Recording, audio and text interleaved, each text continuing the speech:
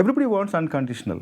You want unconditional love, you want unconditional money from your parents, but you don't want to give anything unconditional.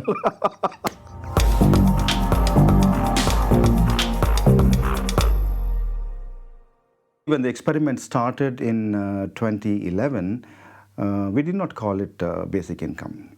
It was an unconditional cash transfer. So this was a study we planned in 8 caste villages and 1 tribal village.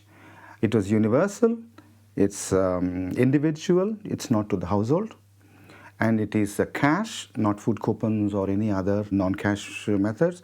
It is through a bank account, direct transfer, and it is unconditional. So altogether we gave to about 6,000 individuals and 1,000 households over a period of 12 to 18 months. It was quite surprising to see how people have made use of it, completely defying all the notions we have about people.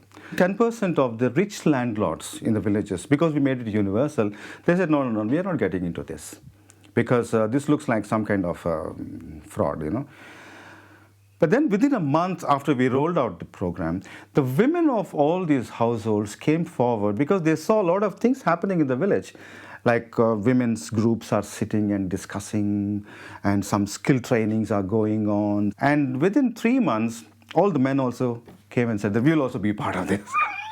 I think it was a very good idea to make it universal, because it is not like any program of the poor for the poor people. It was like you create a sense of consensus and solidarity among the entire village. It benefited the most marginalized sections of the society. For example, the poorest, the women, the disabled people, and people who are mentally ill, people who... So those people benefited the most. Like, for example, the nutrition, we also did a very systematic study of nutrition. Nutrition of the girls, actually, those whatever curves they do, I'm not an economist, I can't explain that to you, but then remarkable improvement in their nutrition. Whether basic income achieves the utopia or not, one thing it's going to do, it opens conversations. It opens various conversations about many things. Is money? What is the definition of money? What is the definition of work? What is the difference between work and labor? What is unpaid labor? Who are these people who are not getting paid at all? What is care work? Things like that. At the same time, what kind of a rotten welfare system we have? This is the unintended consequences of what we are pushing. So globally, people say that in Europe, people are saying, well, this may be applicable for India or Bangladesh, the poor countries. It may help them.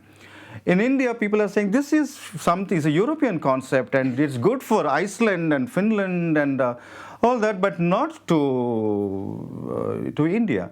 I mean, they can afford it, we can't have things like that. So it's not that these are all well thought out reactions. It's just a kind of a knee-jerk reaction.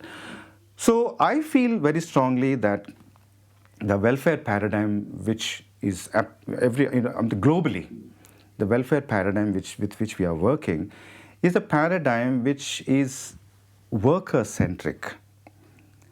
And who are non-workers are exceptions, and you have the kind of a safety net for them. Okay? So it's a kind of a paradigm of supporting the exceptions rather than the... Now, this was all right when you had like 90% employment and 10% unemployment. You could deal with that. But today, it's actually turning the other way around. Most people are on precarious jobs. You're on a precarious job. I'm on a precarious job. Most of us are. don't have a full-time contract. We don't have long-term contracts. I'm not going to have a pension like my mother had. So we are dealing with a situation where in India, we have 3% formal sector workers, 97% in the... So what are we talking about? So we need to shift to the citizen-centric, or citizen would mean, again, immigrants will be excluded. No, I'm not saying that. I mean, people who are resident in a territory, I mean, we should move to providing social security, welfare to that. So I think this kind of a crisis of the welfare regimes is applicable as much to England, as much to Iceland, as much to India and Bangladesh. I think it's a global issue. At the same time, we are also destroying the planet, so we can't continue with the existing economic our lifestyles and economic way of thinking and growth as the kind of this liberating force.